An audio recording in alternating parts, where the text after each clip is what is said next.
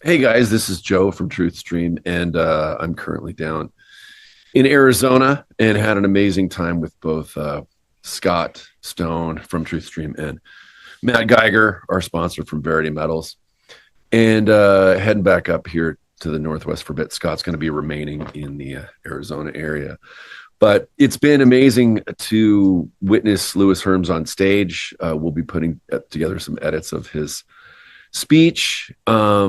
And his debate, if you will.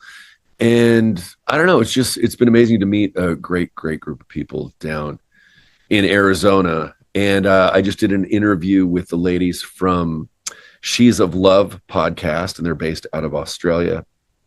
And I stumbled across this video with Scott Zimmerman from Beer at the Parade and LT from And We Know. And I'm going to just put it up for you guys because, a lot of people may not see it. That's why we share different things on our platform, whether it's films or other interviews. As Scott and I are traveling, sometimes it's hard to actually do an interview because we don't know where we're going to be from time to time. So anyway, with that, here's an amazing interview with Scott Zimmerman for Beer at the Parade and LT from And We Know. All right. Take care, everybody, and chat soon. Hey everybody, welcome back. This is kind of a landmark day for me. As you guys know, I've been in this thing since day 5 on November 2nd of 17. And I thought that maybe, I did my best to hold my lane and stay true to the Great Awakening and President Trump and our Constitution and the whole movement in general. And I've had my ups and downs. You guys know I fought a pretty bad depression, and thankfully I've come out of that, and I've just been through a lot, as we've all been through a lot. But then there's this one account, this one guy that for the OG Anons, he was like a beacon, like a lighthouse, just steadfast and consistent.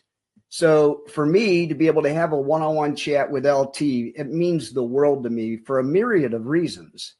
And this is only the third time I've been nervous to do a conversation in front of you folks.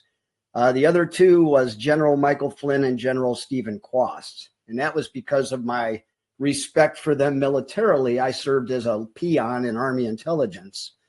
But this guy has earned my respect spiritually, militarily, as part of the Great Awakening. And I guess the best way I can introduce LT is to share with you that a couple days ago, I got some of the best news I've heard in years. And I've recently become good friends with the gentleman, and he's a very, very good man. And he had this hole in his heart. He had tried to fill it in many, many ways. And as we all know, the only way to fill a hole in your heart forever is to let Jesus Christ walk in and fill that for you. And it was this guy who asked my friend the most important question in the world: would you be willing to give your life over to Jesus Christ? And fortunately, my friend said yes and meant it. So I can't think of a better way to introduce you, LT, and share with you just a hint of the appreciation I have for you and all you have done in the Great Awakening. So thank you for joining me today. Welcome aboard. Yeah, that's great. Great intro. Wow, tremendous. And yeah, it's been wonderful to be a part of this whole movement. And it's guys like you and many others, of course, that work together to ensure that we get information out the best that we can. We don't seem to always understand it all, but we do the best we can to help folks out. And the end part, of course, for me has always been the priority, making sure everybody stays calm and relaxed in the middle of everything that's going on. And at the end of the day, to make sure that they know that, hey, we can go to the Lord in prayer and ask him for some support and help and wisdom, because we certainly can't do this without him.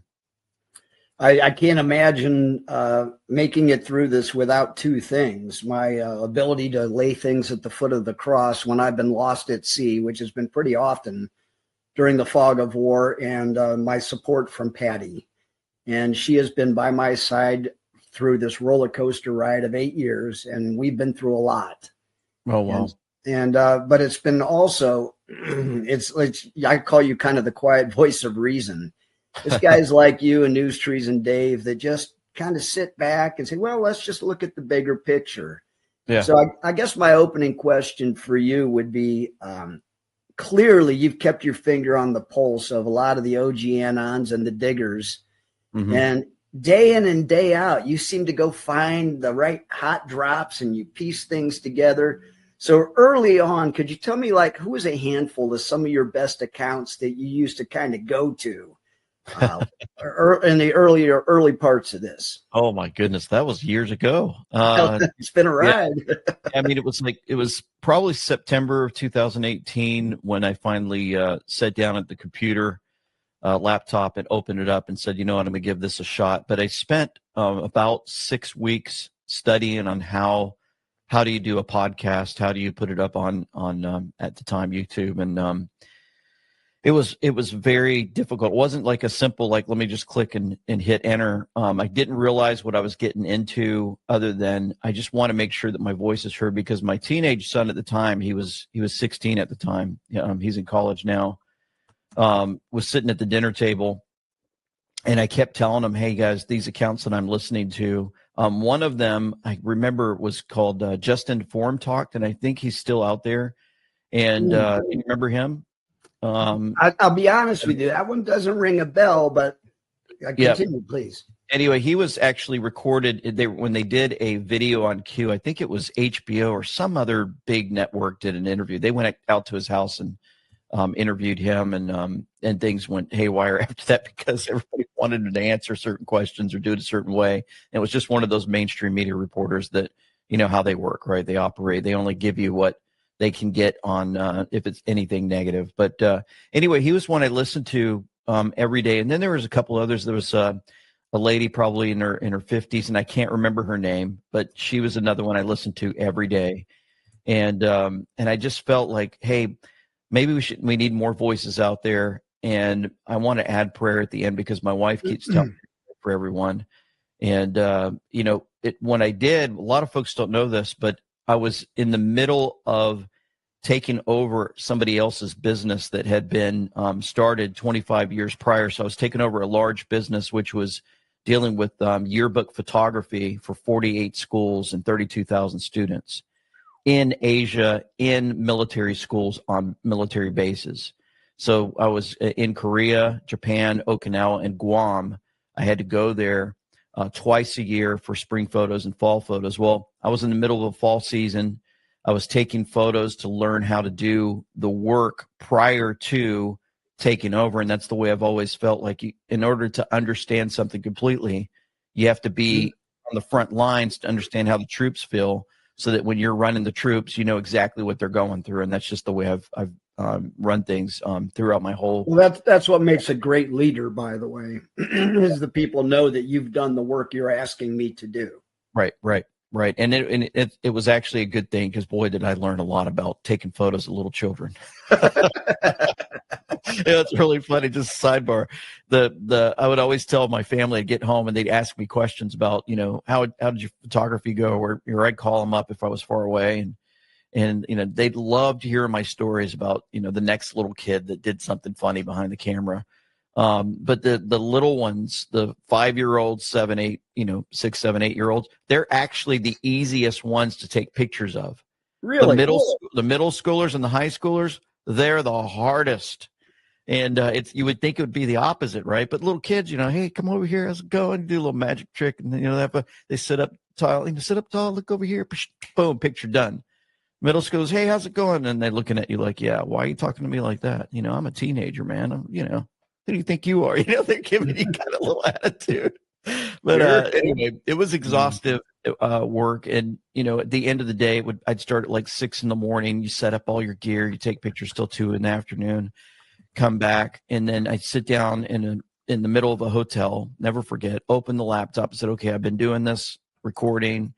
Let me go ahead and get this thing uploaded, the first one. So I worked from 3 to like 10 o'clock at night, gathering information. Then I'd make an intro from 10 p.m. to like midnight, and then record from midnight to 1, piece it all together and get it out like 2 a.m. And then I'd start again around 6:30 to 7. I'm up, running to the school, and I'm starting all over again. Mm-hmm. And I did that for 2.5 years straight. And in the middle of all that is when COVID happened. So if you add all of that, running a new business all over Asia, recording on a laptop. And then after you take over a new business, that first year I'm taking over to run all the photographers everywhere, and you have all your logistics set up and everything done, they say all the schools are closed because of COVID. Now I've got to redo everything while I'm recording videos every single night. And so it was pretty crazy. But to have other folks out there, the big thing that I learned in doing all of this was trying to see what the everyone else was actually doing out there that we could actually trust. Folks that they would see a drop back in the day. Remember, Q was dropping all the time, and so we'd get excited and we would read those, and then everyone would speculate what it meant, and it was just a daily thing. And I thought, when I hit record that first time, I thought, hopefully somebody's listening. I don't know how this is going to work. And I just put out what I did when I used to work in broadcasting. If you remember in military, we had AFN. I don't know if you remember AFN. We had more of more of a stars and stripes sort of thing in the Army. Right. Yeah. So when you go overseas, they have, back in the day when I first got in the Marine Corps, it was called the Far East Network, and FEN, and we called it Forced Entertainment Network because you only had 3 channels, and you got Little House on the Prairie on one playing over and over again. You might have sports on the second one. You don't know what game's going to be on, and the third one was news. I mean, that's basically what it was, but we cherished it, and it was there. And then of course we listened to the radio, and that was our thing. And so when I was in the Marine Corps and I actually started in the Corps, I started in radio, like a radio guy. In other words, the guy that goes on the front lines, they call in for a medevac. I was the guy that was writing it down on a piece of paper, handing it to the officer, and the officer would call in the medevac, or he would call in fixed wing aircraft. So I was out. Most of my time was in Okinawa in the hot weather. We never had air conditioning. It was terrible. I kept asking God. I'd pray to him, what am I doing here? And then we'd go to Korea and we'd freeze, and I'd be up at 2 a.m. walking patrols. I'm like, I remember just thinking, if I could just get out of here, I'm so sorry, God, I made a big mistake. Why did I join the military? I just remember making prayers like that when you're freezing and you're like, oh, this is the worst. But, it was good. It was good in a sense that I had all of that beat up time. And then when it came time to re-enlist and I met my wife, I said, well, if I'm going to get married, I need to stay in the Marine Corps. And they didn't have that job available. They called it Air Support Operations Operator. They made it look and sound fancy, but it really wasn't that fancy. Recruiters are really good at that and making, they put a good name on it. And you're like, yeah, I'll do that. You think so? I was an electronic warfare intercept systems repairman. Oh, wow. That sounds really good. I mean, they give it a good name. I'm doing that. And so when I met my wife, which again, like you mentioned your wife, I wouldn't be doing all this if it wasn't for her support. And so she, I said, well, I've got to stay in if I'm going to stay married and, get married because I have nothing. And they said, well, we got this thing called public affairs. And I interviewed for it. And she's the one that prepared my uniform because she worked on the base and she had connections. And at the time, the Marine Corps didn't have name tapes. You remember we had name tapes back in the Gulf War. And so the Marines, they would know the names of all of the soldiers or the airmen, but Marines didn't have name tapes. So the commandant of the Marine Corps at the time said, everybody's going to have name tapes by next year. Remember, they always give you an order. Then the order doesn't pertain, it's going to take you a year, right? It's going to take a service member. It's going to take you a whole year to figure it out. And so we're going to give you a year. Well, that week that the order was passed, my wife had a connection to somebody who could actually put my name on my uniform. And so I had it sewn on. And then when I went to the interview, I was the only Marine probably in the entire United States Marine Corps that had name tapes on the first week that the order came out. So I walk into the interview and the guy says, how'd you do that? How'd you get your name? That was the first thing he asked me and he was a Master Gunnery Sergeant E9. And I said, well, I've got connections, Master Guns. And he says, man, I like you already. And it's always been like that for me, like first impression, last impression. And so that's the same with my videos. I've never felt like I could just hit record and put out a video, I felt like, I've been given the ability through all my years of training in the Marine Corps, especially when I worked at AFN as a radio and TV guy for 3 years, how to start a show the way that you see a lot of these shows start. And that's where I came up with this whole intro thing, not realizing the amount of hours that it was going to take me to do each one. But once I started, I couldn't stop. And that's why you see these over and over again whenever you come to watch me. Thankfully, the White House has been putting out some good material, so I haven't had to really suffer as long to make these things as before. But yeah, it's been really good. So long story, you asked me the question about big accounts. I don't really remember a lot of them from the past. I just know that today there's a lot of people out there that are actually putting together information, sending it out. Lisa May is another one. Do you know Lisa May? Remember her? Lisa May Crowley? Yeah. Lisa May. I don't know the last name. I just see Lisa May. Yes, I'm very familiar with her. Also served a career in the Air Force, as I recall. Right. Brilliant digger. Brilliant. Yeah. So she was a big one, and we've talked on a lot of issues. But the top of my head, so many years ago, it's hard for me to remember it all. Sure. When I really first started, I recorded for a couple of months, just kind of going over information. And there was a guy named Cereal Brain. I don't remember if you remember that. Brain. Why do you like Peruvian coffee? Yeah. And so he would put out stuff. I think it was on Reddit, and I saw that there was another account that was actually sharing his information. And I was like, you know what? I really like what this guy's doing. And so I started recording, and I turned it into like a movie production. That in itself would take me hours and hours. I mean, it would take me probably 15 to 20 hours of work just to take his stuff and turn it into a video. And it was an awful lot of work on top of me trying to run a business. And I was completely exhausted, so much so I remember so tired that I went to the chiropractor to get adjusted. I'd laid down so that he could look at my back, and he would work on me. When I'd laid down, I was out cold asleep, and they put a blanket over me and let me sleep. My wife told him, I'm sorry. My husband's written, she was in the room with me, and I was out. I just couldn't stay awake. And so I just remember being that tired, trying to do all of that. And eventually things didn't work out with him, and some issues were going on there between me and him. And I finally said, you know what, I'm going to go out there and do this on my own. And it was kind of nerve-wracking because I was depending on his stuff so I could create a video. And then I finally had to go out into the wilderness, is what I call it. Like, okay, now I'm going out. I'm going to try to do this in a sense the way that he does, but I'm going to have to gather all the stuff from everyone out there to try to put together something that makes sense to everyone, because there's a lot of stuff that would be shared to people like my own family members, my own parents, and they wouldn't understand a lot of it. They just appreciated the prayers at the end and some of the explanations, but most of the stuff they didn't understand. So what I discovered was, if I could just get this information out and kind of explain it in layman's terms, right, in a way that that the PFC and the private would understand, then I think we're going to get somewhere. And that took some huge adjustment time for me. And I didn't know if it was going to work or not. And next thing you know, here we are. I've pretty much kept the same format ever since. It's been amazing.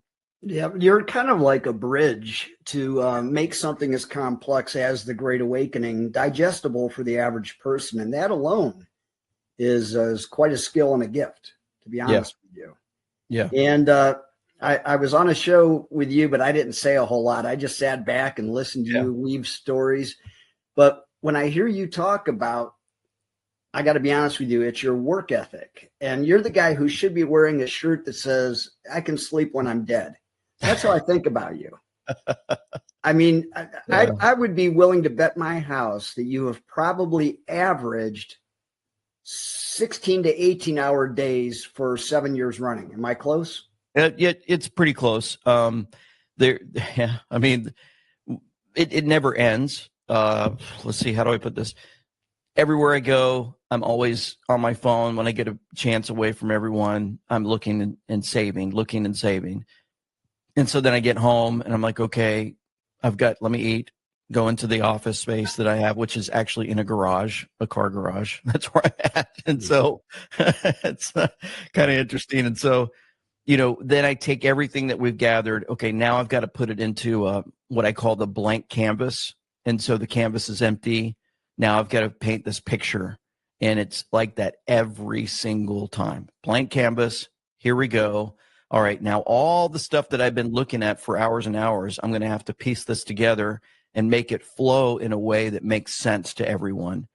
That's the part that's really interesting, and it might seem difficult to many out there. And like, wow, how does that all get pieced together like that?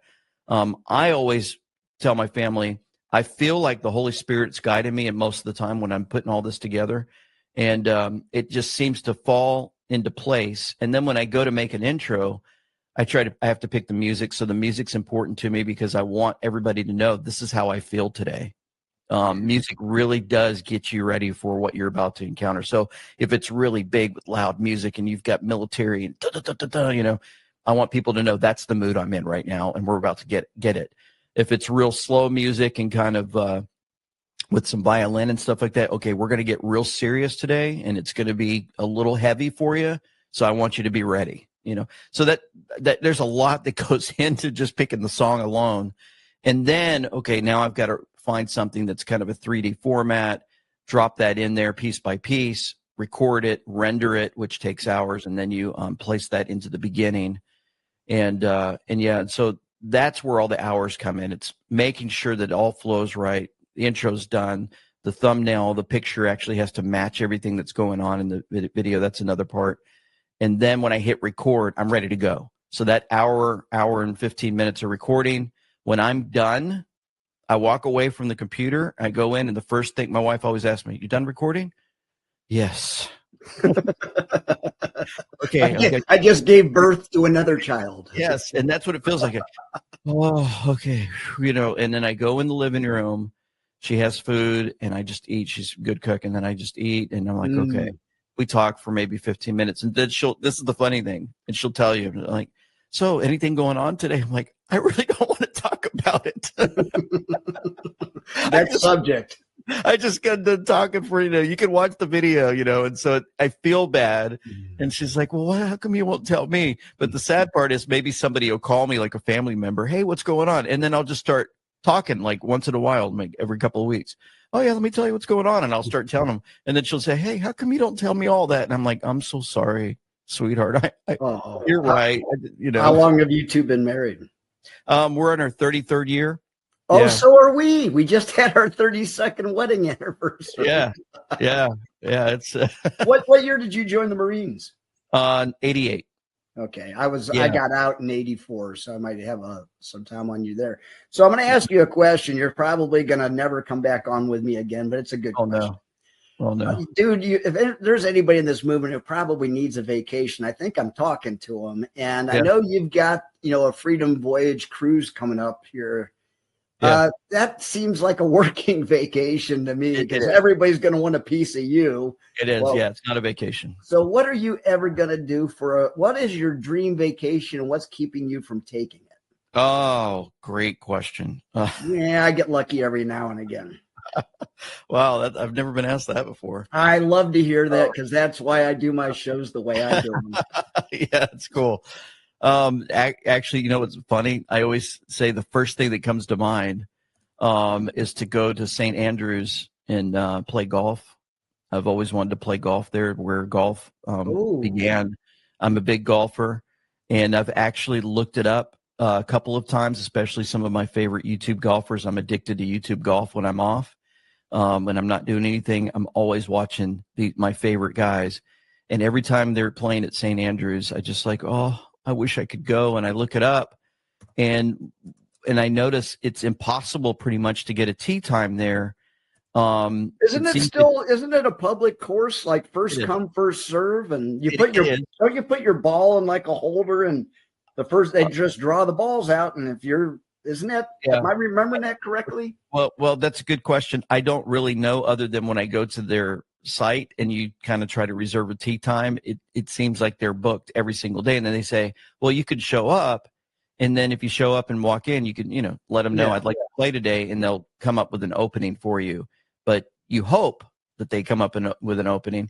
And then I actually found a company that actually advertised with one of the players on YouTube Golf, and you can go to them and they actually set up your entire vacation for you. So I know I actually have the company memorized. I don't know if I want to plug it here, but bottom line is it's called well, come on, give them a little airtime. It's called hiddenlinks.com, and you go there and you tell them, I'm coming this time to this time, can you help me? And they put everything together for you. And so yeah, that would be the dream vacation. My family would tell you, if we were in a separate room and you said, what do you think your dad just said? They would say, my dad wants to play golf at St. Andrews. you know, for those of you listening, if you try to understand why golf is a go-to activity for guys like me and LT, it's first of all, it's never the same shot twice ever. So if you get bored with things, I bowled 52 300 games.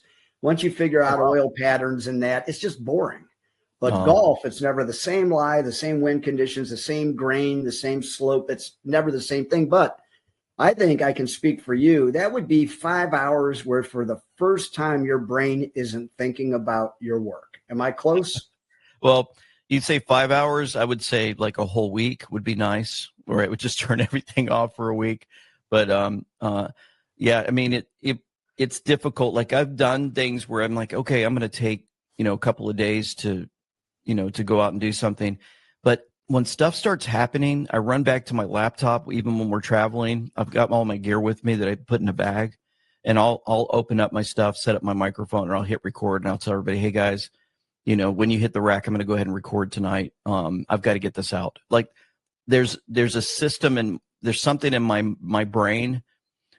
Just can't, I have a hard time turning everything off. And it seems like every time I'm going to take a couple of days or maybe a week, it's impossible because something happens, and I feel responsible to everyone out there to let them know this is what's going on, because there are several folks that'll email us, people that I've met on the cruise ships, that tell me they don't watch the news anymore. And so while there might be other podcasters they watch, I've had several, even ladies will say, I just want to let you know that I go through withdrawals if I don't hear you. I'm like, well, that's a lot of pressure. That thanks a lot. So when you hear withdrawals, it makes sense to me, because, I think about stuff like, back in the day when I would listen to radio, whenever we traveled, we get orders, right? Every 3 years we're moving. Well, every 3 years I'm traveling from East Coast to West Coast, and maybe flying to Asia to work for 3 years. And then we'd come back. I always got orders back to the East Coast, so we'd fly to the West Coast and drive cross-country to the East Coast. Wow. That's the way I wanted my family to travel. I felt it was important for them to enjoy sitting in a vehicle for 4 to 5 days and going in hotel to hotel, because that's the way I grew up, except we were in the back of the station wagon with no seat. We had to eat, Did you have the rear-facing seats in your wagon? No, everything was flattened out, and we had to sit back there like a flat thing and sit like a, Indian style, crisscross applesauce, type of thing. And, we had the magnetic thing where you put the face magnetic. We had their little color crowns. You color the little paintings, whatever. How many games of I Spy did you play? Yeah. Oh, constantly. Yeah. Oh, and then the license plate game. Yeah, license plate. Yeah. So we had all that. And so I wanted them to kind of experience. So what, they had a van. They had seats, they didn't experience what we did, but I felt like it was important for them to see the country, enjoy it. And so why did I tell you all that? Now I'm losing my train of thought. What was I talking about? Well, we were talking about what things you can do to try to free your mind a little bit. Yeah. And so I thought I'd start off with your dream vacation and your best distraction. Yeah. Yeah. So going across the country was important for me. And so, I would listen to Rush Limbaugh. Mm-hmm. And so when I'm traveling, Rush was on the radio. We didn't have like these, serious stuff that you could pull up the satellite radio or whatever. And so every time we get 30 minutes, 45 minutes down the road, it would start, going out. And I'm like, oh no, I got to find the next radio station for the next town. So I'm driving and turning the dial to find the next one. And I'm, oh, there he is. Okay. And then it would be strong for 30 to 45 minutes. Then it would start fading out and I'd do the next one. So I do that the entire trip from noon to 3 in the afternoon because I needed to hear his voice. Even if I didn't really need to really understand everything he's talking about, it was just nice to have his voice playing. This is just the way I was. And so that makes sense to me that, there might be some voices out there that as they're communicating, you kind of want to hear them to help settle you down for the day. Does it ever shake you a little bit to realize how many people view you the same way? Yeah, it is. It's interesting. Whenever when I started meeting folks for the first time, I went to a big event in Tennessee, and whenever we told them, hey, we just want to let you know we have a booth over here and there's a tent on the left side. There was maybe 3,000 people there. And when I got back to the actual booth that we had with my team, they stopped me on the way. I was walking over and they said, just want to let you know that there's a line wrapped around the tent. So we walk in and there was an actual literal line. So all these booths are set up with all their stuff, right? Different podcasters, different advertisers or whatever in this gigantic circus looking tent. And it was really interesting because there was a line wrapped all the way around the entire tent waiting to say hi to us. Well, we've never done anything like that before. So we had to put them on a timer for 40 seconds. Like, okay, you're next. 40 seconds. Say what you need to say. Mm-hmm. And it was hard for me because I wanted to hear everybody's story and I wanted to have these long conversations. I'll bet. But what was really good was, remember, our Lord always prepares us for these type of things. Well, guess what I was doing in yearbook photo? I had to hurry up. Okay, next kid, come up. We only have 20 minutes for 15 children to get their photos done. So I understood how to make the kid feel important, ensure I listen to them, make sure they sit up straight, take the picture. Now I've got to do that again with the next child so that we get a good photo. So it was interesting that same thing when they walk up, give them all of my attention, make sure they understand I really care about you as much as I can. And they give me 30 seconds rundown of what they think, and then we take a quick photo together, and then off they go to the next person. Does that make sense? Kind of interesting how that all plays out. So it does, and you strike me as the kind of guy who would genuinely want to get to someone's story. Yeah. It is. It is when a lot of tears, a lot of big guys that you would see like in the military setting. You picture the Arnold Schwarzeneggers, the special forces, kind of those big guys. I'm 5'4". I'm a really short guy. And me and you kind of look alike, right? I'm balded and got a little beard going on. And so, I'm looking at these guys and they're super tall. I'm like, man, a lot of them would shake my hand and then they'd have tears and they couldn't talk. And that was interesting to meet folks face to face and to see the emotion. And then to hear them tell me, hey, I just want to let you know I made it through the last few years because of da-da.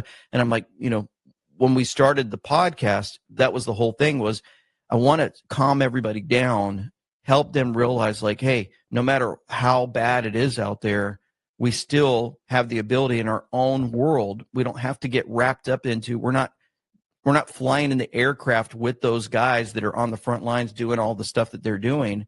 Relax. You've got neighbors, you got friends, you can walk your dog, you can go down to the supermarket, like everybody chill out for a little bit. You're not going to save the world by watching the podcast and seeing everything that's going on. But isn't it good to know that you're waking up and you can take some of these pieces of the puzzle and maybe have a conversation with some folks and try to give them something good to think about that day? Not, let me tell you how bad everything is, how the world's falling apart, and oh, by the way, we're all going to fall apart together. That's not the way I felt like we needed to communicate. And I don't think that's the way whoever this team is that actually put the board together for us to learn and grow, I don't think that was their intention. I think they really wanted us to start talking to each other again and realizing, man, we've got a responsibility to the public. I'll tell you, how many times we'd move every 3 years, right? You go into a new neighborhood, and when you get there, a lot of times throughout the years, you don't really know your neighbors very well, right? You move in, everybody just kind of gets out, they get in their car, off they go, they're busy, and then you go back in your house. And folks kind of stopped talking to each other in a sense, the way I felt. I was a little bit different where I want to know my neighbors. So I'd go around and, hey, knocking on, how's it going? Yeah, we just want to know. We just moved in. I just wanted people to know who I was. And I really wanted to know who they were. Could they look at me in the eyes and, are they genuine people? Are they really nice? And you'll find and discover all these people have lives. They all want somebody to say hi to them. They just don't realize that they want that. And after a while, before you know it, you're talking to your neighbors all the time, and you end up all becoming good friends. You're sharing recipes, and I happen to be like from the Philippines, and we've got food. Would you like to come over? Of course, I want some lumpia, and that'd be great. Those connections are really big for us. And so that was the thing for this movement for me, was like, they want us divided, but in a sense, we were able to, I think a lot of people said, you know what, I'm going to leave my comfort zone and I'm going to go talk to them. I noticed that a lot. A lot of people are starting to talk to each other more. Yeah. And they're getting out of their little bubble and they're saying, you know what, I really need to share this with my neighbor. I need to tell them what's going on. And I noticed a huge amount of folks writing, hey, I just want to let you know I talked to my neighbor. Or I'm walking around and I'm wearing my And We Know shirt. Somebody walked up to me and said, hey, I happen to watch that show too. And we had a great time and we were laughing. We exchanged numbers and now we're good friends. That was another part of this that was really interesting, was that logo there in the Romans 8:28 verse. I'll get into this if you want me to real quick. I would love it. Yeah. That whole verse has been something that's guided me for many, many years, and we know that all things work together for good. I was going to call it all for good. Mm-hmm. And but here's the thing: when you're doing researches, they already had a website called All for Good, and I'm like, well, I can't use that, so I've got to find something different, And I'm like, it's got to be interesting. So I'm looking at the verse, and I'm dissecting it, and I'm like, and we know that, and we know, and I said, man, that's got a play on it, like, and we know the truth, and we know what's going on. I'm like, you know what? I know it's kind of awkward, but we're going to go ahead and use that. And then it's, Romans 8:28. Well, here's the thing. You asked me when I joined the military, it was in 1988, right? But the cool thing is I walked onto the footprints on Parris Island, South Carolina, the Marine Corps, on August 28th, 1988. Well, that's 8:28, which is Romans 8:28. Oh. So very, very interesting coincidence, right? That actually played out, that was the day on my service record book that I joined the Marine Corps. Kind of interesting, right? How that played out. And so there's these markers, right? And I talk about them all the time, and I, love to tell stories, but it seems like every marker for those that that follow Jesus Christ, once you belong to him, he doesn't let you go. Remember, Paul even reminded us, right, all the time that neither height nor depth, nothing in this world will take you away from the love of our Heavenly Father. And man, I know that for certain, especially in everything we've been through with our family, outside of work, outside of the Marine Corps. We've had kids to take care of. Marriage is very, very hard work. You have to work at it every single day. Well, it's hard for Patty. It's easy for me. For me, it's just like, I want to make sure that if she's not in what I call a giddy mood, like a giggly kind of a mood, if something's a little off and I notice, I sense it. And so I don't like her to be in those kind of moods. And so I'm like, hey, are you okay? What do you need today? And there's other times when I'm in a cranky mood and I can sense that it's filling up the entire house. And so those are things that we have to deal with on the outside of all the podcasts, is our own lives and what we have to deal with and go through every single day, and how our Heavenly Father can work through all of that and make sure that we're, being used by him to do great things. It's pretty amazing. We just had I do a one-on-one study with men through the Bible, especially with guys that just came to know Christ. And there's one guy in particular who came to know the Lord because of the cue board.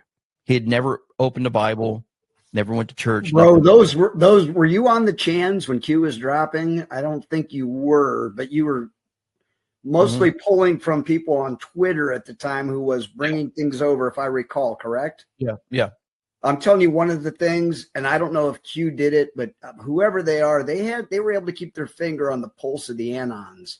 Right. And things would drop. And I've always said to myself, if I were on the Q team, what would I do? Well, I would create all sorts of puppet accounts. I would control how fast the information was, quote, found by the Anons by being an Anon and making sure, like when they did Apache, and it took us days to figure out that was the software on the secure drop servers. But boy, I had a train of thought, and the locomotive just quit. Give me a second.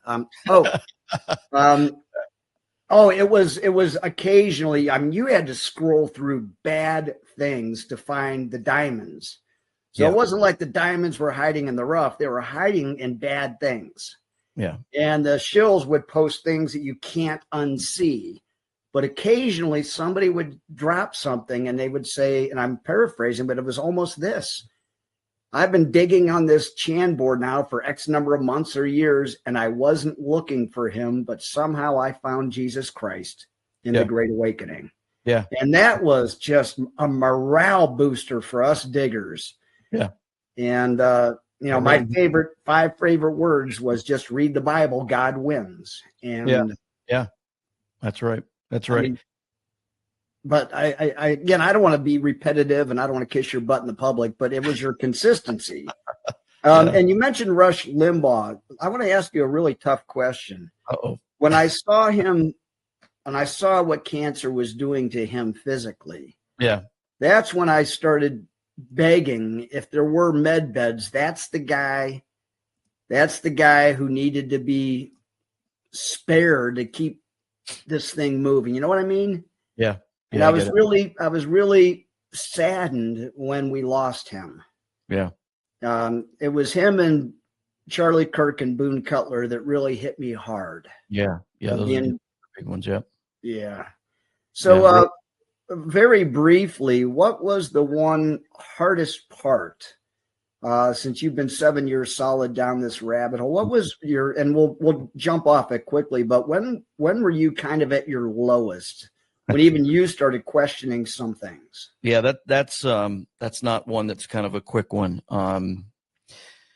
That it's an easy answer, and I think we addressed this when I was in the other podcast with you, but the hardest part for me was leading up to the inauguration when Biden supposedly won the election, right? And man, there was a lot of confusion going on, and there was a lot of folks providing, what we call, what our term is hopium. Yes. And I tried to stay away from it. I tried the best I could to go through and just be, normal and level-headed, not get too much into this thought process that was actually flowing throughout the movement at the time, through all the big channels. Like, channels were growing fast. Everybody's listening to everybody. And the next thing you know, somebody dropped in that there's probably going to be arrest at the inauguration in front of everyone. Right.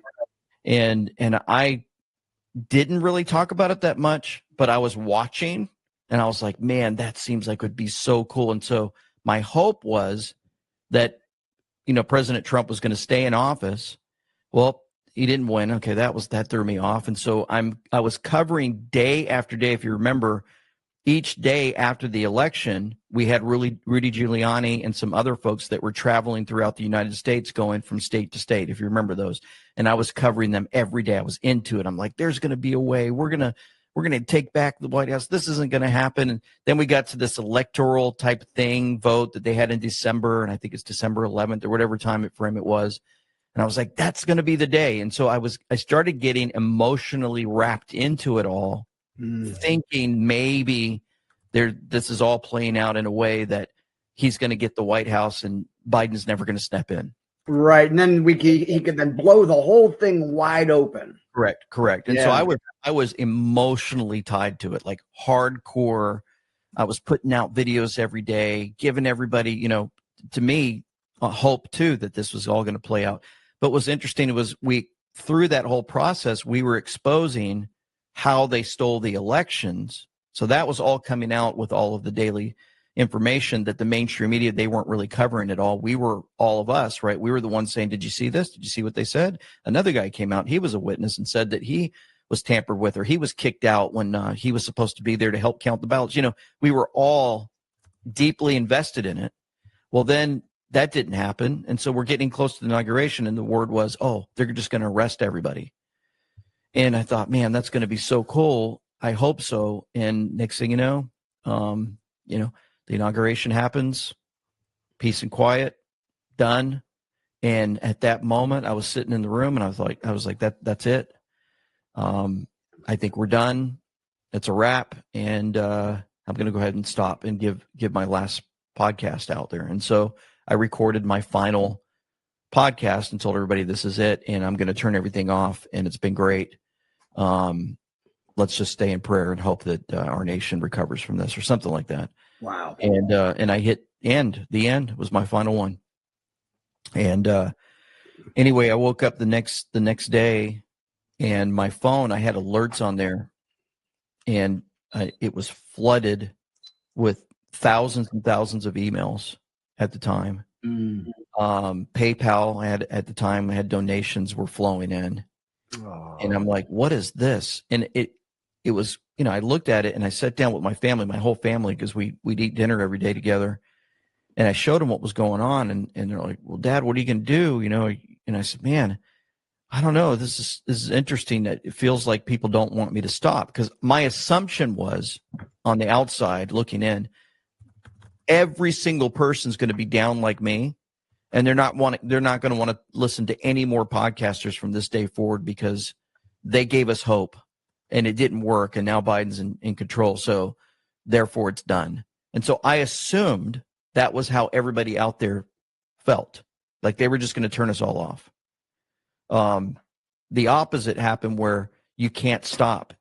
You'd have to keep going. And then all the stories started flowing in at the time that I really wasn't in tune with as much, until people started writing all their stories, and I started reading them all.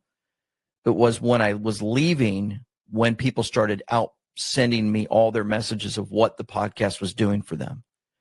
Mm-hmm. It was more than just, let's save the nation, and Biden's not going to be the president, Trump's going to step back in. It was more of you have to keep communicating with us and let us know what's going on. You can't leave. And so anyway, that's when I went into research mode again.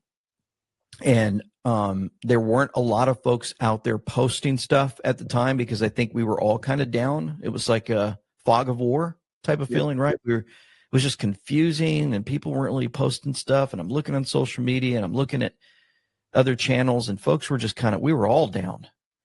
And I just kept praying. It's like, okay, I really need help. And I just went into, I think I actually fasted at the time, because I was depressed. And I kept hearing in my mind, go back and look at the inauguration and take notes. Okay, so I went back and watched it, and I started paying attention. Then I saw finally somebody posted on social media, if you might remember this, a video from his phone at the media booth that was about 700 yards away from the inauguration. And he said, I'm back here with all the media. And he was moving his camera left to right, and he was showing you where the inauguration was happening beyond the fence line. Remember, they had the fence line around D.C. And up in the sky was all cloudy, and there were snowflakes coming down. This was during the inauguration, and I'm like, wait a minute. So then I went back and I looked at the inauguration, and it's bright and sunny. Wasn't it a beautiful day wherever they shot that? Probably at Culver City, California or something. Yeah. And I'm like, wait a minute. Yep.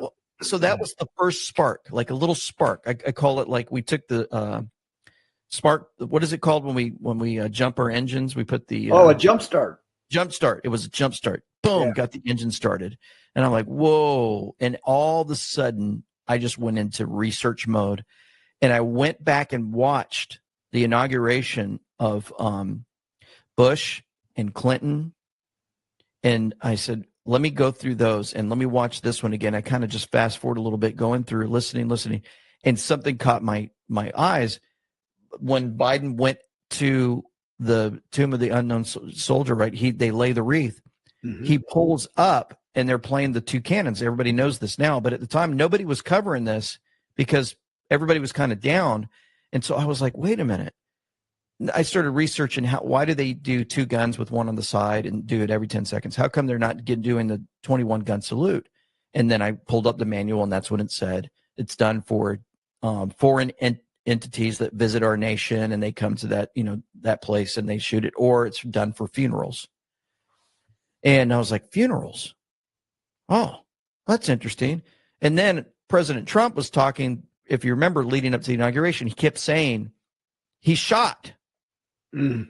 Biden's shot. He's not in the head. He lost half of his brain. And I'm like, wait. And then he gave us the date. He goes, December 20th. It was last month sometime. Around December 20th is when he lost it. Mm. And I went, wait a minute. So then I grabbed that, and the next thing you know, I'm like, then I watched, remember President Trump flies in, in his helicopter, the Marine One lands to get ready to go on Air Force One, which never happens for departing president, right? And I'm like, oh, that's awkward. So I went back and watched the other inaugurations and noticed that didn't happen with the other president. Right. I'm like, okay, wasn't there a gentleman about 30 feet behind President Trump carrying what appeared to be the nuclear football? Yeah. Then you had that. And then, of course, he gets off the Marine One. He walks on stage, and how many flags are behind him?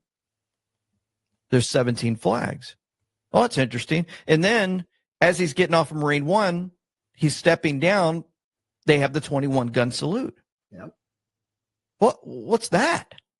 So then I started getting more excited. And then next thing you know, I hit record, put out that podcast, and it just changed everything, and folks were watching it and sharing it. And then I just got this renewal of, okay, now I think I know what's going on. And then woof, we took off again and have not stopped since. It's just been a whirlwind since that day. We've all been going 100 miles an hour since then. We haven't really had any rest. They didn't, the enemy hasn't let us rest at all. At the same time, on all the drops that come out, they're keeping us calm on all this that's playing out. We're really like every day now waking up going, okay, what's next today? What are we going to learn about today? As a matter of fact, when President Trump got inaugurated, I told my family, I said, well, once he gets in, guys, I don't know if there's going to be much to talk about because, he's back in office now. And so I really think we're not going to have much to share anymore. And it's actually been this year, every single day we wake up, there's something completely new to share, and there's not enough time to talk about it all. And what's interesting about that observation is I don't think we've hit the flood phase yet, not even close. Yeah.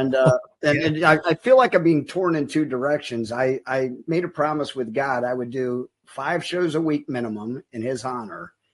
And I was just curious to see, if you feed the birds, would you feed me if I do this to honor you? And it's worked out beautifully. Yeah. But of late, I feel torn. There's so much to talk about. And then there's so much that we haven't gotten yet because we've set ourselves up for failure mentally by trying to. It's kind of like how we always say God laughs at our plans, and he does. But then when we kind of look back in our rear view mirrors, it all is amazing. And I try to tell people when they start feeling a little black pilly, I'm like, it's okay. You're driving right now. Spend a little more time looking in your rear view mirror, and this thing is going to get clearer and clearer. Think long game. Yeah. That's right. And if you think long game, this war is not for me and you, my friend. This is for your kids and grandkids and great grandkids. Yeah, that's right. And I always have to keep that in mind. And that's what keeps me going, is that I'm fighting for people I don't know yet, but I want them to live in a world that I always dreamt about. And I don't think I've talked about this much, but the Red Scare that was the propaganda that the clowns used to keep us in the military-industrial complex was so real to me. I remember playing as a little kid, maybe 6, 7, 8 years old, and I would always look at the sunset. And my second thought was, someday I'm going to look and there's going to be a second sun. And I knew that nuclear blast would immediately kill me and all my loved ones. And I lived in that fear as a little boy. Yeah. And I just think about children growing up. I hope that when Q was dropping, I thought they might be prepping us for the second coming. That was my biggest hope. But I'm wondering if maybe we're going to usher that in. And maybe that was our role, was to change our vibration and our light worldwide to the point to where we usher in heaven on earth. Any thoughts on that? A couple of them. The first one is, as you're talking, of course, you see my logo. I've kind of used what we would call the Moses at the Red Sea type of look. And I felt that was all of us holding up the stick saying, hey, stop living in fear. And we put our stick in the air and we're trusting the God, and he'll open up the Red Sea and we'll leave the slavery that we've been involved in while the enemy's attacking us and everybody's scared. Because we know at that moment they were cornered, right? All the slaves were cornered. You got the bad guys chasing you on one end. You got this big, huge, Red Sea behind you. And now I'm going to tell this guy, Moses, who do you think you are? You brought us out here and we're going to die. How dare you? And so it's kind of, to me, it's similar in a sense where, we lift up the stick. No, let's go. We're going to trust the Lord. And he's going to open up the big Red Sea and we're all going to travel through it. And those guys are going to get wiped out.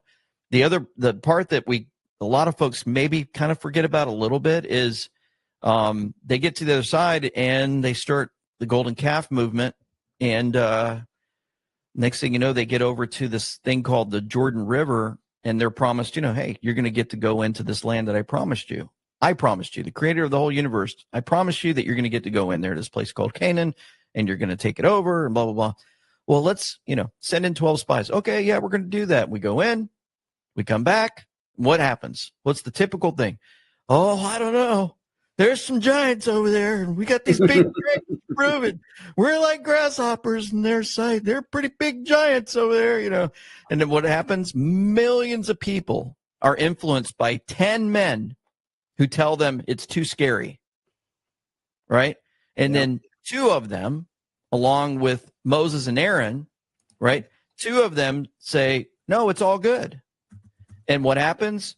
They're all complaining, and then there's only 4 that say, no, don't complain. He promised us. And they're doing the best they can to tell everybody to stop. And it didn't work. And what happens?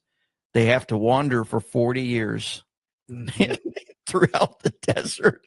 And here's the reason I tell you this. What happened after the 40 years and they go back to the river to go back into the land that was promised them? This is the part that maybe we don't hear a lot of preaching on, but I really catch on to this. I'm like, they tell them, take the Ark of the Covenant, which is representative of Jesus Christ. That's what the Ark is. And I want you to walk up to that Jordan River, which is flowing because they tell us it's like overflowing, which means it's rushing. Like, go to any giant river and it's rushing. It's scary. And I want you to walk across to the other side and we're going to follow you. Okay. Where was the complaining? Not one. Where was the person saying, we're not going to do that? That's crazy. They actually grab it. They carry it on their shoulders. They walk up to the river, and it says they set foot, and it immediately became dry land and separated from Adam to the Dead Sea. Right? And so they walk across. Well, what's interesting, just a quick side note on a biblical teaching is, when they took that step of faith with Jesus Christ on their shoulders, the Ark of the Covenant, it separated Adam, the original sin, from death, the Dead Sea. So the Lord was already giving us a plan of salvation through that moment that they stepped by faith into something scary, and the Lord separated Adam, the sin, from death, the Dead Sea. And we walk across to the other side. When we get to the other side, was it all peachy and okay? No, they actually had a battle. And what was it called? They went to the walls of Jericho. And he says, okay, now I want you to walk around 7 days, and you're just going to walk around it and circle. On the 7th day, I think they had to walk 7 times around. And then you're going to blow your horns. You're not going to talk. You're going to da-da-da-da, and you're going to scream, ah. And then what happens to the walls? They fall down. Did anybody say, nope, not going to do that? That's stupid. We're heading out because those are strange people in there. They're going to kill us all. My goodness, I'm scared. Let's go back to Egypt. Not one peep of complaining. Are you following me? So yes. Why do we talk like this? Because imagine what the parents, the 20-year-olds and above that knew they were going to die in the desert after 40 years, what do you think they were telling their kids and their grandkids? Because guaranteed for 40 years, they were still making babies. Mm-hmm. Guaranteed there was 39-year-olds that weren't part of the complaining that were like, what's going on? Let me tell you a story. And they told the stories from Egypt. They told the stories of the golden calf. They told the stories of when they complained. And they're telling their 39-year-old before they die, the last person, whatever you do, don't complain when God tells you to do something. don't complain. And what happens? Not one complaint really happened, hardly at all, whenever they got back up to the red. Here's the thing. A lot of folks don't see that. I see it. So what are we doing? Just like you said, we want to tell our children, our grandchildren, our great-grandchildren, whatever you do, here's the areas that you don't want to go down anymore. And this is why. Let me tell you what things used to be like. Mm. Does that make sense? It does. And as you were sharing the story, and thank you, I was struck by something. I think you and I probably have something in common that's currently baking our noodles. Mm-hmm. Did you and I ever think we would live long enough to see peace in the Middle East? No, not at all. No, never thought I'd see that. Yeah, it's interesting because even in the middle of, say, all the peace talks or whatever, there's still all the skeptics out there that can't handle that, everything might be a little peaceful. They'll say, oh, here, we're going to go to that Bible verse that says, once there's peace, then sudden destruction. It's like, and I'm like, can't you guys just take a chill pill for a moment? Can't you just, like, for a moment say, isn't that great? Isn't it wonderful that we're going to, that we're not going to have all these big wars. We're not going to send all of our kids to go fight in these strange wars that they keep popping up all over the place. Instead, it's, well, I got to find something negative to think about, even though that's positive. We got to find something negative about it. And that's the part that really irks me. That gets under my skin. Really does. Mm-hmm. And so yeah, when the second part of your, part when you talk about ushering in heaven, there's something that maybe you've never heard of. I don't want to get into it to detail today. It's another whole show. But I actually lean more towards something that's not taught in the churches at all. It's not taught in the seminaries at all.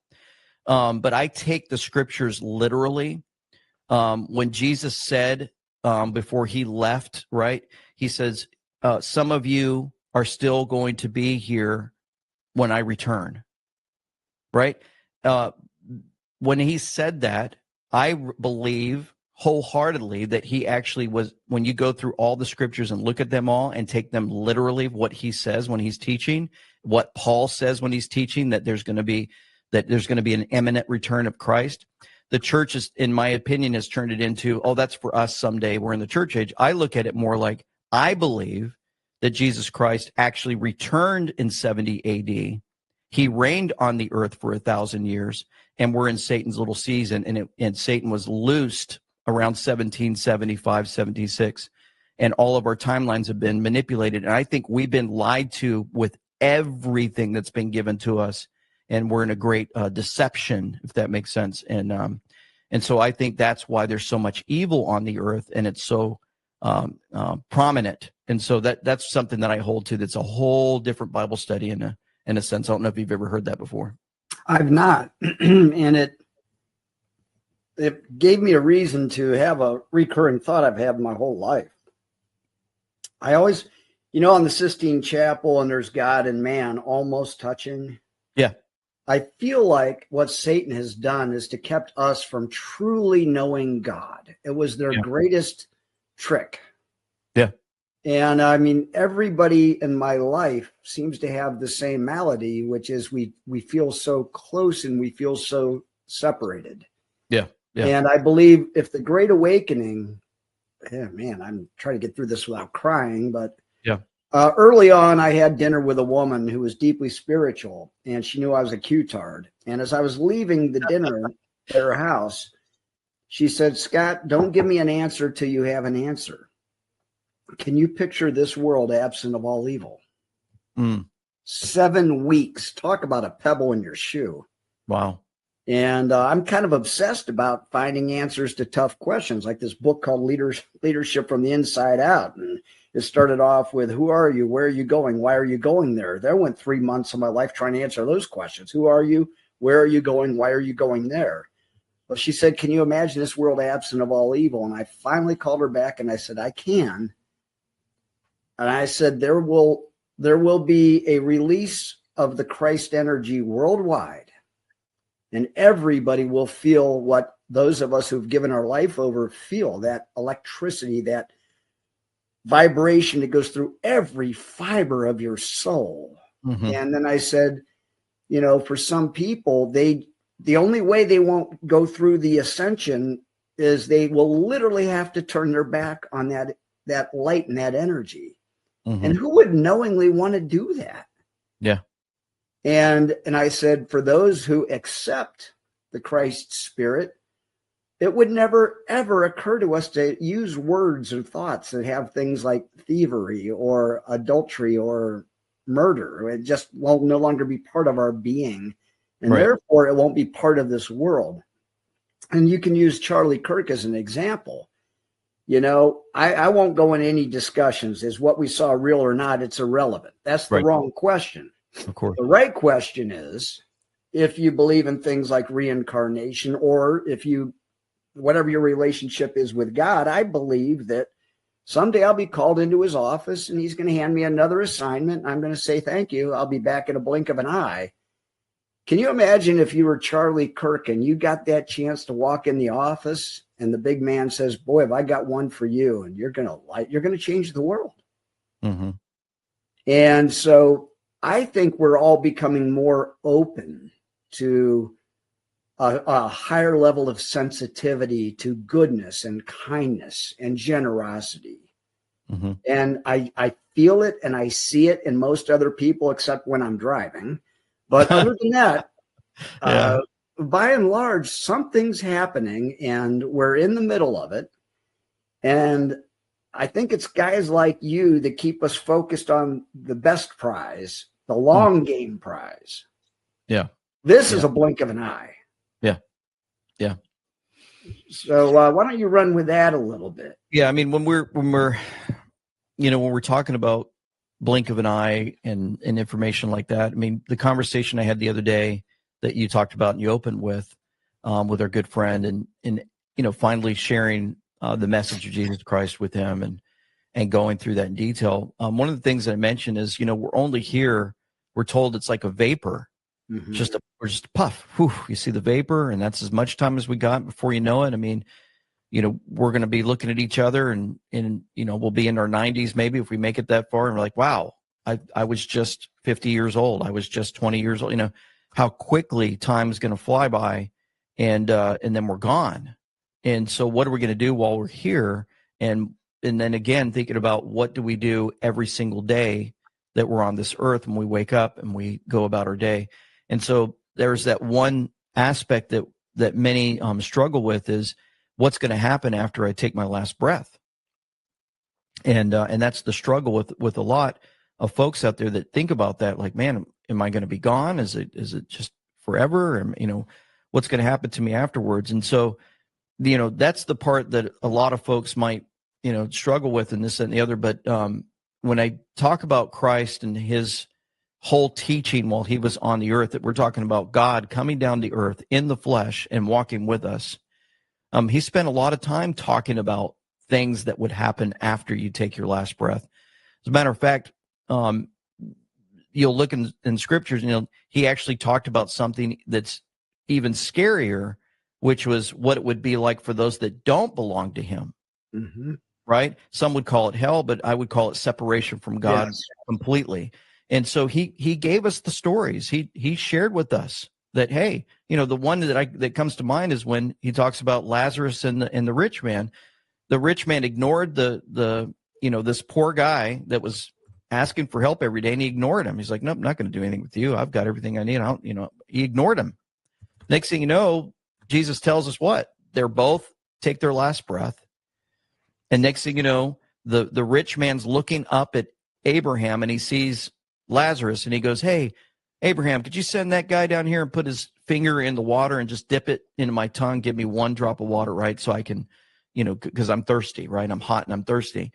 And it's interesting because even in the aspect of him being in that dark place, right, he has the ability to see something good up there, number one. Number two, he still has the mindset that he's in charge. Send him down here to put his finger and put it on my tongue. Send that guy down here. So he still hasn't lost the mindset of what? Of thinking he's better than everybody. Mm-hmm. You follow me? And then here's the part that's the scariest out of that whole story. The scariest part. When Abraham says, remember the things that you have done. Remember when he was, at your front and he was begging. He kind of goes into the whole story. But the key word is remember. That means he's going to remember every opportunity that he had while he's in this place separated from God forever. And he's going to be able to look up and see. That is probably the most, like the scariest word for those folks that don't belong to Christ. Is like, you're going to remember. And if that doesn't shake everyone up in understanding, that's why Christ gave his life for all of us, because he knows exactly what's going to happen to those. Because what does it say? It's the scripture says, for God so loved the world that he gave his only begotten son, that whoever believeth in him shall not perish but have everlasting life. You're not going to have to be like that guy. And then you go a step further into John chapter 4, and what are we told? We're like, just as Moses put the serpent up into the desert and everybody looked to live, even so the Son of Man will be lifted up so that we can all look and live. And so it's interesting. It's like, why do we look at all of our medical places and they all have this snake wrapped around a pole? Why did that happen? Well, that you have to go back to scripture and see when all this plague is running its rampant through all the humans at the time. He tells them, hey, take a serpent, put it up on a stick, and tell everybody if they look at the serpent, they're going to live. Wow. And that serpent's still on the stick at all the medical places because there's a plague hurting our bodies. So that should tell everybody, hey, you go to the scriptures, you're going to find that. And oh, by the way, Jesus said, if you look to me when I'm the curse that's placed on the cross, I'm taking all of your sin, then you're going to look and you're going to live if you confess with your mouth that Christ is Lord. So, that's a big stand for a lot of folks. It seems so simple, but it's a huge step for many out there. And that's our hope, right? Is that folks would, in the end, no matter what's going on the earth, that they would have a peace beyond understanding, calm in the middle of the storm that only comes by belonging to Christ. I've had an opportunity to share this with so many people. Marines would come up to me in their darkest days, ones that would laugh at me in the background, but they'd say, hey, can I have lunch with you? Yep, I'll have lunch. What's going on? I just have a couple questions about the Bible. Can I ask you? Yeah, of course you can. We're at lunch. And I've had these conversations, and they'll say, well, I'm good. I've got everything good. So I really don't need him. And I'm like, there's one thing that you have missing. You don't have peace in your life. Mm-hmm. And I'll tell you, one sergeant in particular, I told him that, and his just eyes welled up with water. And he started crying right there in the middle of Burger King. Mm-hmm. Never forget that, in Okinawa.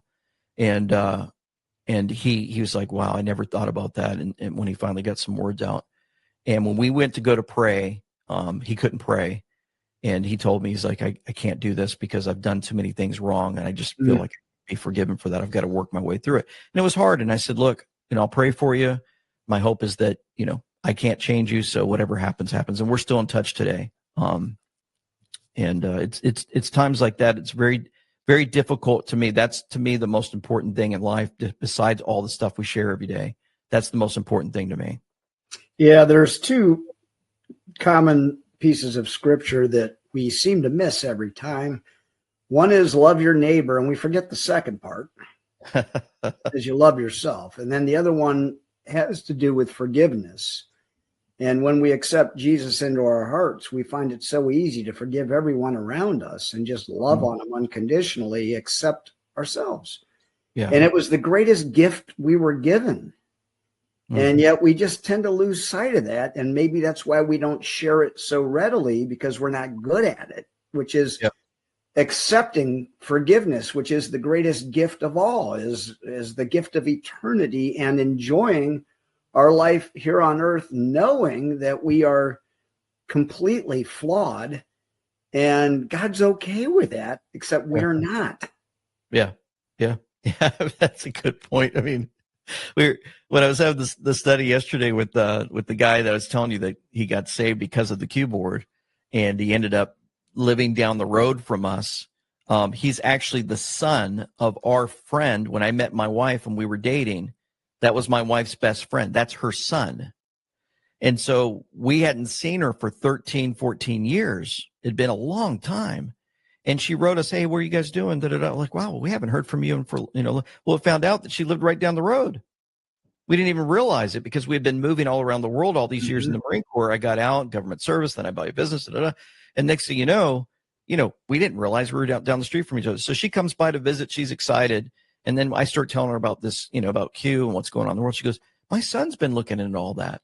And then she texted him, hey, do you happen to know a guy named with Ann We Know? And he goes, I think I've heard of that show. And I said, hey, tell him this. And so I gave him a list of all these people. And then he was at the house within 5 minutes. Whoa. And he's like, and he told me the whole story about how he came to know, through the Q board and came to know Christ. But we were talking yesterday, and we got to the point where we're at the point in Genesis where Jacob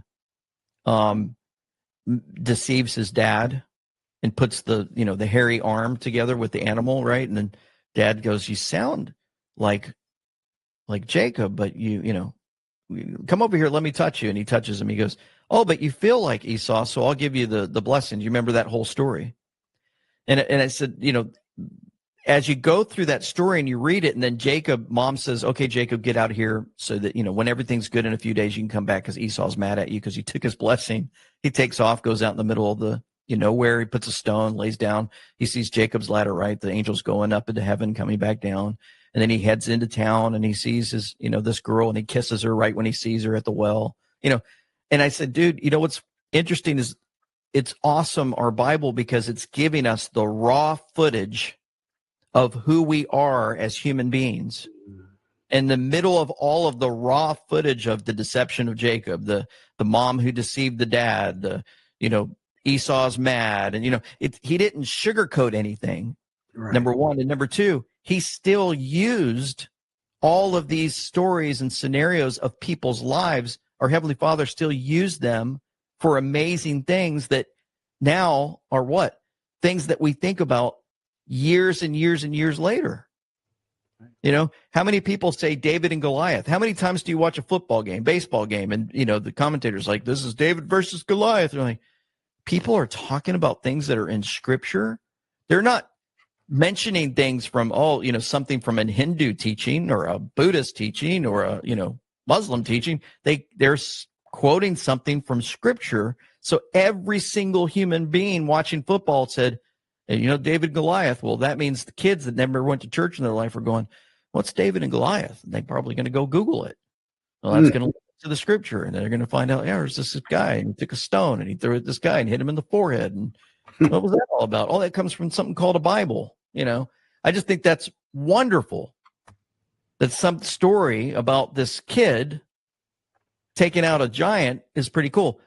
When we get deeper into David, you start finding out this is a man after God's own heart. Well, you start peeling back the onion and you realize David was just another guy who made a lot of big mistakes and couldn't figure out life. And his family was all messed up. And still, he was used by our Heavenly Father to do great things.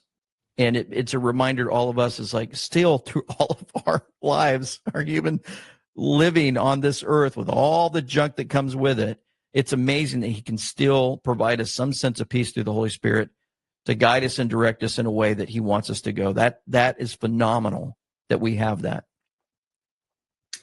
I was just hit by a lightning bolt of, I think I've just positioned you in my mind. Mm-hmm. I think the greatest preachers are the ones that nobody sees coming. Mm. And you strike me as that. And I'm going to do a friend for my other friend, Filter Dog, one over on Pilled, wanted me to ask you a yes or no question. Were you ever involved with something called the Navigators? Yes and no. When we were stationed in Cherry Point, North Carolina, there was an amazing couple that came to the base chapel. So I was a part of the base chapel. I led the worship team there. And the chaplain actually allowed me to preach there. And he helped me baptize two of my Marines in my office, accepted Christ, and my whole office came to watch him get baptized. It's kind of a crazy story, right? What's a master sergeant doing baptizing his corporals and his lance corporals in front of the whole office of civilians and Marines.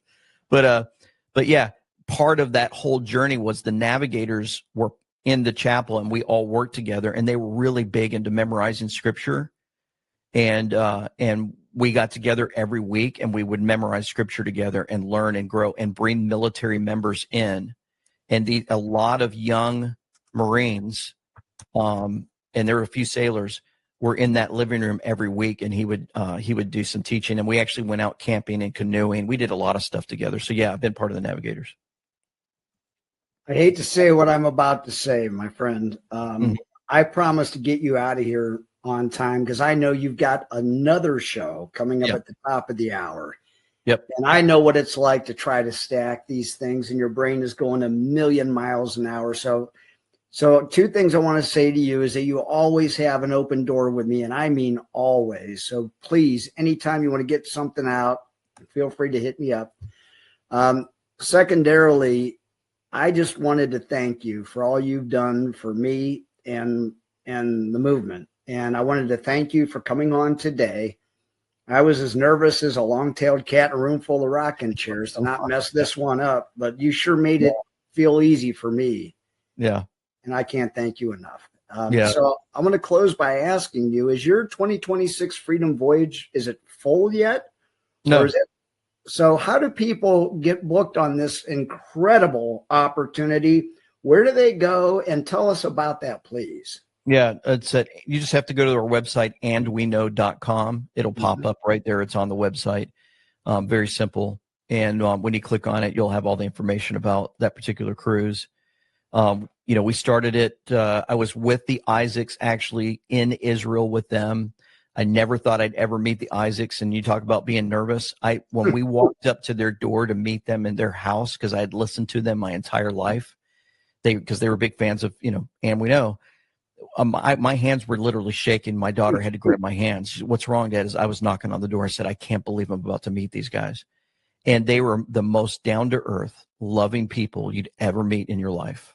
They might sing. They might be at the Grand Ole Opry every week. They might be, winners of all these big awards, but they're just wonderful people who love the Lord, right? And so we were in Israel, run into the guy who runs their program for tours, and he says, "I think this would be really good for a cruise."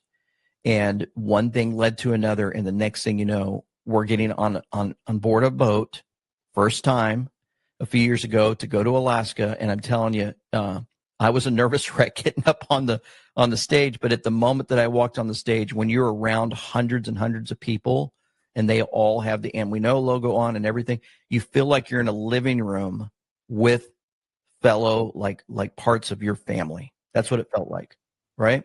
Yeah. And so it's the same thing. Even though we're going to leave out of Fort Lauderdale March 15th, and we're going to end up in Puerto Rico and stop at all these different places, the best part is when you're walking around the ship, there's And We Know everywhere. There's hundreds and hundreds of people, and we have events, at least 7 or 8 events on stage where you have Q&A time. Like you put questions on a piece of paper, and I try to get to them as fast as I can. We have meet and greet time where you stand in line at certain times of the cruise, and you get to meet me, meet our team, meet a lot of the influencers that are going to actually be showing up. And so that is pretty amazing. And then on top of that, it's food all day long. Constant eating. So everybody comes back with a full heart and a fuller stomach. And, man. And the blue jeans don't fit as well. I was blaming Patty.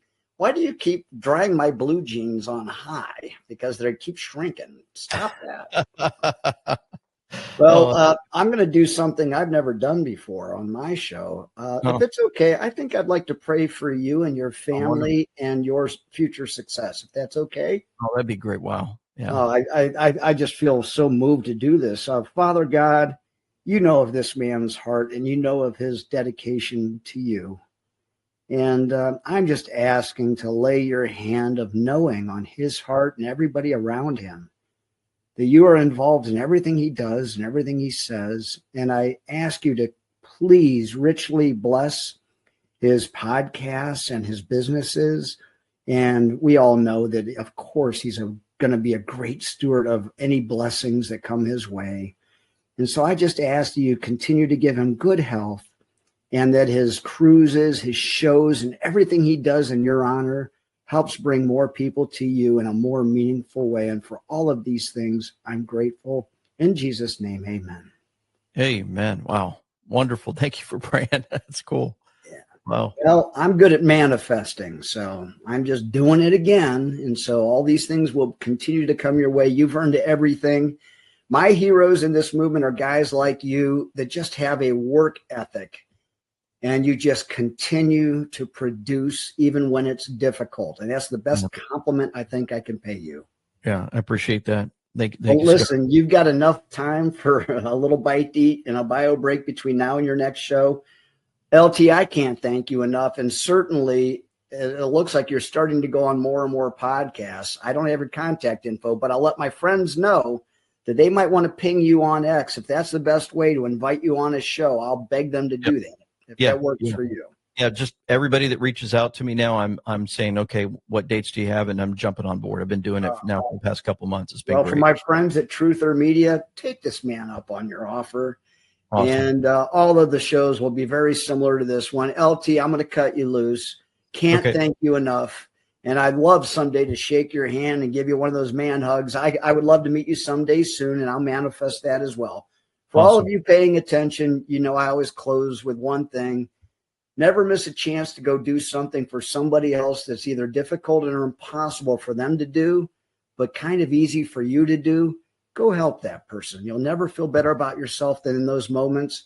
I'll catch you all now in, 23 short hours. Tomorrow night is my usual Friday Fun Roundtable. We'll catch you at 5 o'clock Eastern Time tomorrow. Love on each other. This has been one of my best shows I've ever done. This one's going in the can. And if my family ever wakes up and say, what are you doing these days? I'll say, watch this show. LT, that's my best compliment to you. I love you, brother. Keep going. I'll catch you all tomorrow. God bless you all.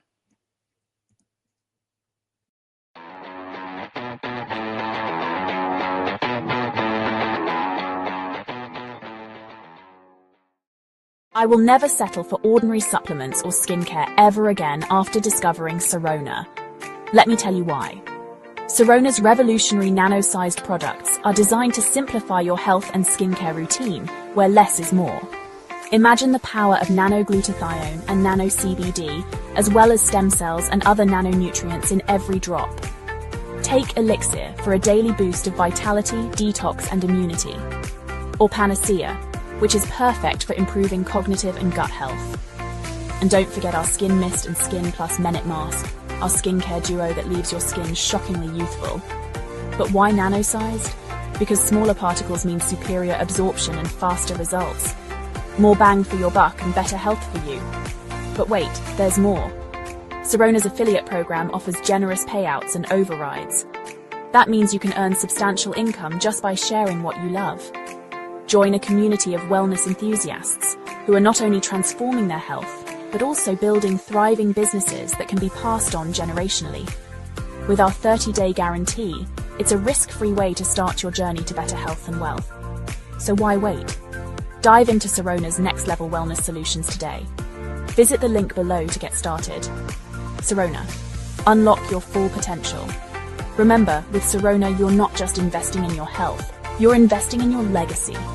Here's to living your best life.